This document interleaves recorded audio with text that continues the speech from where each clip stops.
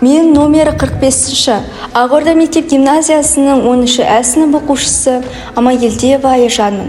Бүгін сіздердің назарларыңызға Green Oasis номинациясы бойынша Ақорда ландшафты тақырыбындағы жобамды ұсынамын.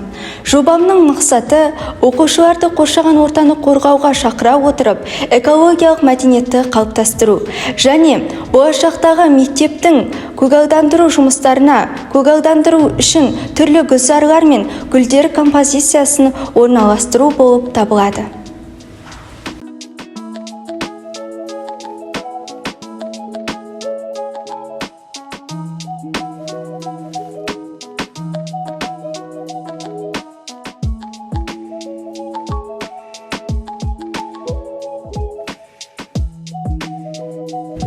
Осы жерден мектептің ішіне кіретін болсақ, бұл жерде менің алтын ұя мектебім орналасқан.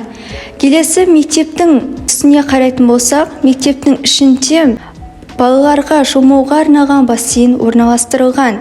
Күн сәулесі бұл жерге тікелей түсетіндіктен, бассейн суы күн сәулесінің әсерінен жылынып отырады.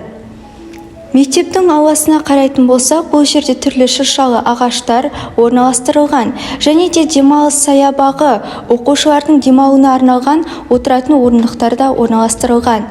Келесі назарларыңызды мектептің артқы жағына аударсаңыздар, бұл жерде спорт алаңы орналастырылған. Келесі мына жерде субұрқақ. Осы ландшафттық жобамда жылыжайды айта кетейін. Бұл жылыжайда қызанақ, қияр, тағы басқа түрлі өсімдіктерді, көкөністерді өсіруге болады.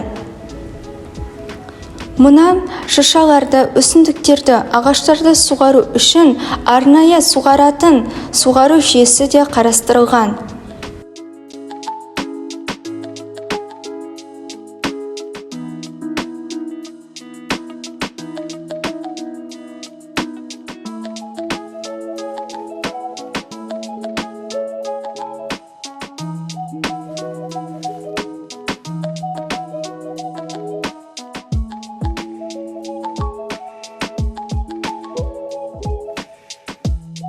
Болашақта саябақтарды және ағашты, гүлді өсімдіктерді көбірек орналастыруды қолға аламын.